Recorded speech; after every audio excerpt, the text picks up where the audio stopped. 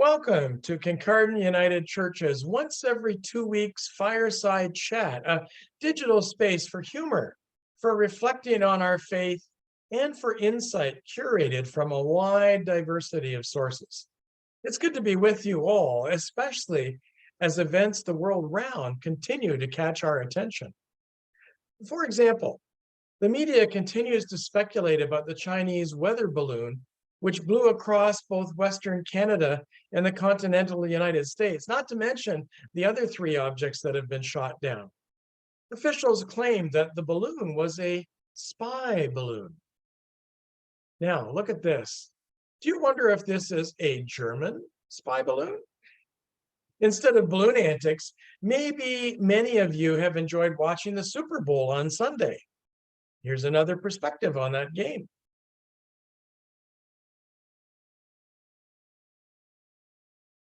While watching the game, how many of you enjoyed a slice?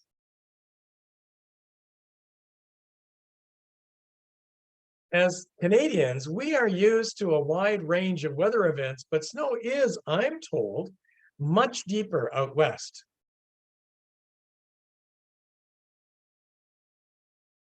As much as I love winter, as I get older, I'm feeling a little directionally challenged.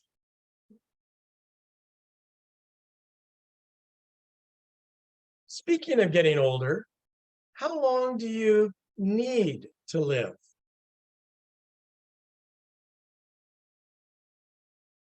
Or perhaps you're older than you thought.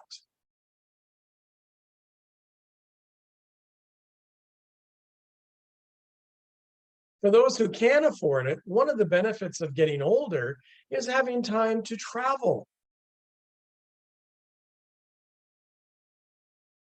For those who choose to stay home, pets can bring deep comfort and abiding companionship.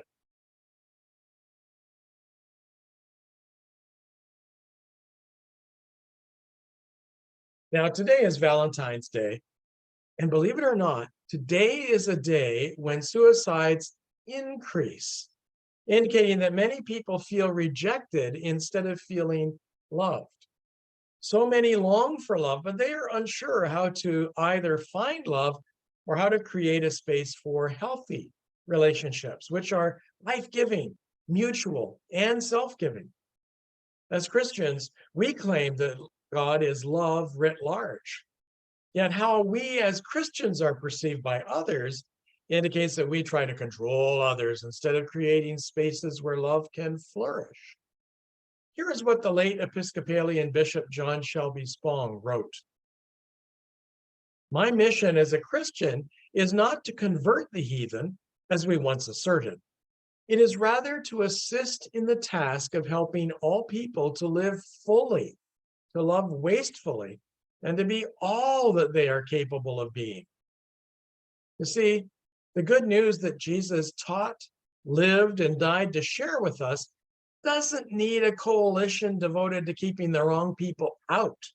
Instead, it needs a family of broken people, flawed though we are, yet bathed in grace, which leads to wholeness, committed to tearing down walls, to throwing open doors, and to shouting, welcome. There's bread and wine. Come dine with us and talk.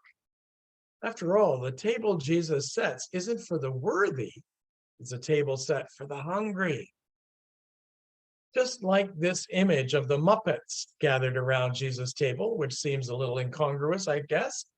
Everyone is welcome, no matter what you look like, no matter your personality foibles, and no matter where you came from.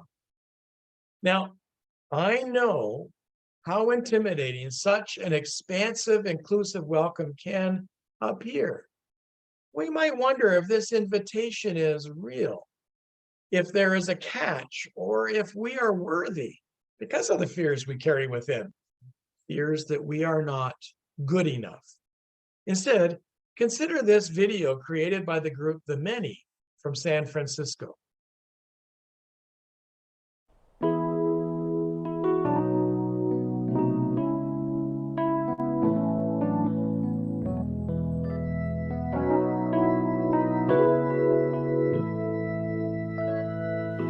When I can't take the first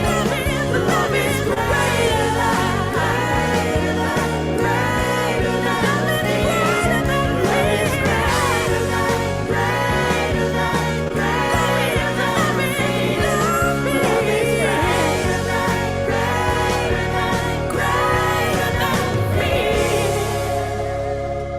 than fear. Love is greater than, greater than fear. Love is greater than, greater than, greater than fear.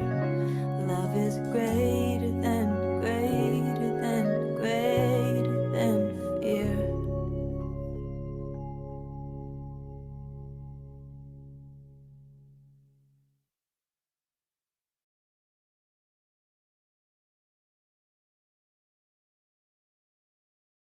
Our fears often arise out of our mental health struggles we keep hidden, because issues of mental health can carry any number of stigmas. Perhaps that's why February, the month of Valentine's Day, is the month designated for the Let's Talk campaign on mental health.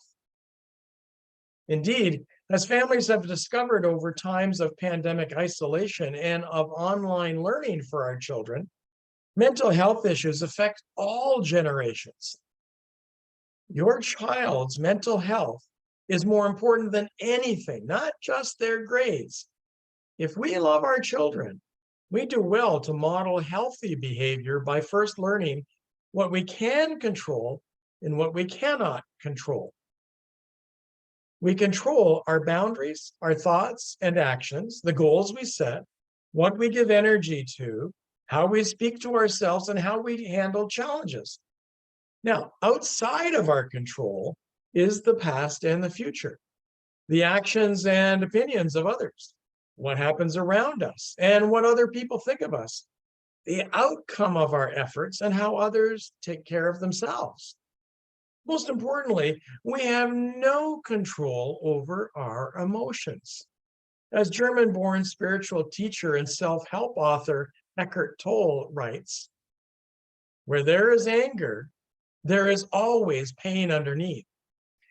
Even though we cannot control our emotions, we can control how we deal with our emotions. Consider this cartoon. Now, imagine my emotional reaction should a cell phone ring during one of my meditations. I might feel that wallowing in my feelings would lead me to falling into an emotional hole. However, psychologists have discovered that when we accept our feelings, we grow into self-acceptance. In other words, leaning into feelings brings healing. Therefore, allowing our feelings in brings us to a place of wholeness. If we don't, we enter into what is called the escalation cycle.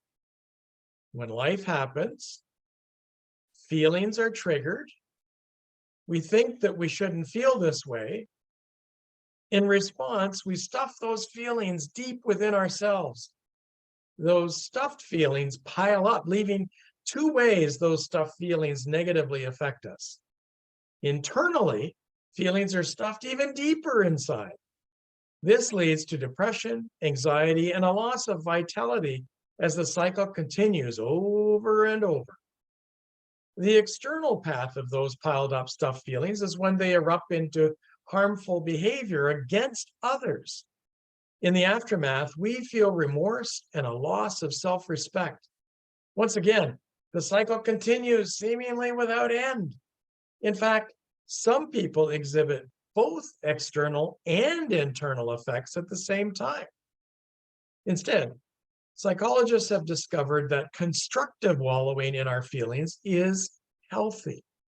So when life happens and feelings are triggered, instead of stuffing them even deeper within ourselves, we need to take the time to pay attention to our feelings. Not only that, but we need to take the time to experience those feelings. Once we have acknowledged and experienced our feelings, we come to a space where we make better choices, we feel relief, and our well-being blossoms. Put that into words offered by poet and philosopher Rumi. He wrote, "Life is a balance of holding on and letting go. Still, there is one reality we need to face. In any relationship, of course I'll hurt you. And of course you'll hurt me. Indeed, of course we will hurt each other. But this is the very condition of existence. To become spring means accepting the risk of winter. To become presence means accepting the risk of absence." I want to add a caution to these series of statements. It is okay to say no and to let people down in order to protect your own energy and happiness. Part of healing is learning how to offer your own self by creating healthy boundaries. In this journey of wholeness, sometimes the place you are used to is not the place you belong. Creating those appropriate and healthy boundaries includes forgiveness. You see, forgiveness doesn't excuse their behavior. Forgiveness prevents their behavior from destroying your heart. Now, don't get me wrong. Traveling these emotional pathways can be exhausting. For example, in this just okay corral, it would appear that all the cows are just okay instead of being fully content. However, it is okay to just be okay. Recognizing our emotions and then experiencing those emotions may leave us with limited energy. We do well to pay attention, therefore, to getting the proper amount of sleep, to eating regular, nutritious meals, to living into the diversity of our emotions, including laughter and tears. As for exercise, build up slowly, especially in the winter months.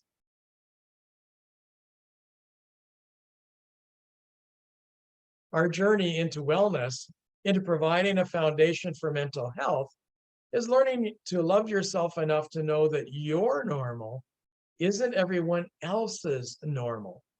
Emotional baggage requires us to experience our emotions so subsequently we can let them go. For example, Mr. Rogers once said, "People have said, 'Don't cry' to other people for years and years.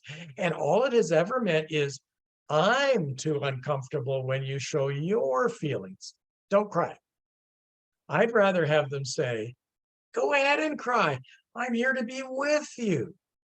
I would add, for men in particular, Men need to know it's okay to not be okay, to talk about feelings, to break down, to cry, to need support, to be vulnerable, to ask for help, to go to therapy. Notice that we don't have to do it alone. We have others around us so that asking them for help, whether friends, family, or therapists, we lean on those we trust. That is what Bishop Spong was saying, that as a community of faith, we are there for each other. Being there is how we live love while respecting each person's boundaries. The video I'm going to share is about a teacher who was living with a cancer diagnosis and her subsequent treatment, not to mention the tsunami of emotions as a result of it all. This kind of support could just as appropriately being given to someone living with mental health challenges. PS22 course is a ritual where the last song of the year at our last practice, which is today, I always like to sing the song with the chorus. But this year we thought it would be a little extra special since we are so inspired by your fighting spirit that we wanted to give something back to you. Doctor phoned and burst into tears. The doctor just confirmed her fears. Her husband held it in and held it tight. Cancer don't discriminate. Don't care if you're just 48. Two kids who need you in their lives. She said, I know that you're afraid and I am too. But you'll never be alone, I promise you. When you're weak, I'll be strong. When you let go, I'll hold on. When you need to cry, I swear that I'll be there to dry your eyes. When you feel lost, scared to death, like you can't take one more step, just take my hand, together we can do it. I'm gonna love you through it.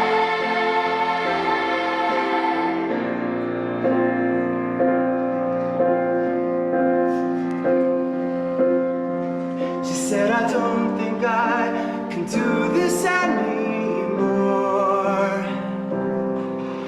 But we raise our voice in song instead. That's what our love is for. When you're weak, I'll be strong. When you let go, I'll hold on. When you need to cry, I swear that I'll be there to dry your eyes. When you feel lost, scared to death, like you can't take one more step, just take my hand, together we can do it. I'm gonna love you through it. I'm gonna love you through it. I'm gonna love you through it.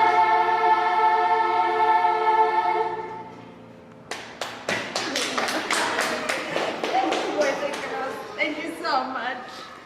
It means a We lot. love you! And I want to thank you for this special moment. It was wonderful. And it's not easy. It's not easy, but I will get through it because I have wonderful friends in this school.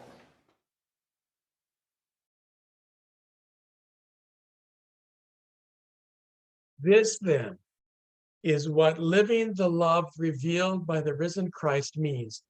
We are loved completely and unconditionally by God. Therefore, we are worthy of that love. In response to God's love, we are called to love ourselves and to love others. In the cycle of life, love is the golden thread that connects us and which nourishes our souls. Notice in this image that life's cycle is reflected. In the foreground, a young mother carries her daughter. In the distance, an elderly mother is being carried and pushed by her daughter. We are loved when we are carried, and we are loved when we are the carriers. Such shared love is the very fabric of our faith. I hope that today's suggestions, based on peer-reviewed scientific research, as well as on my training, is helpful on this so-called Day of Love. I must admit that I thoroughly enjoy working with Mary and John Phillips, who are on the other side of this recording, making sure that the technology is running smoothly and the slides flow according to the script and videos come up as they were intended to do. As well, I'm so grateful for Terry Boyd and David Skinner, who upload these recordings to our YouTube channel. Thank you all. Now, instead of praying for you today or sharing the prayers of others, I want to tell you a story which may help with your own prayer life. There was a grandfather walking through his farmyard with his granddaughter. She looked up at him and asked if it was okay for her to pray to God in thanks for the beauty all around her. The grandfather nodded his head in assent. The little girl kneeled and clasped her hands while beginning to recite the alphabet. Grandpa waited until she was done and then asked her what her prayer was. His granddaughter looked up at him with a big smile on her face and replied, "I was praying, Grandpa, but I couldn't think of exactly the right words. So I'm just saying all the letters. God will put them together for me. I believe God knows what I'm thinking." In your prayer life, then, I hope you know that God certainly knows what you are thinking. God, through divine, loving compassion, always wants the best for each of us, always is present with us. I too wish the best for you all. Until we gather in this digital space a month from now on Tuesday, March 14th, goodbye and God bless.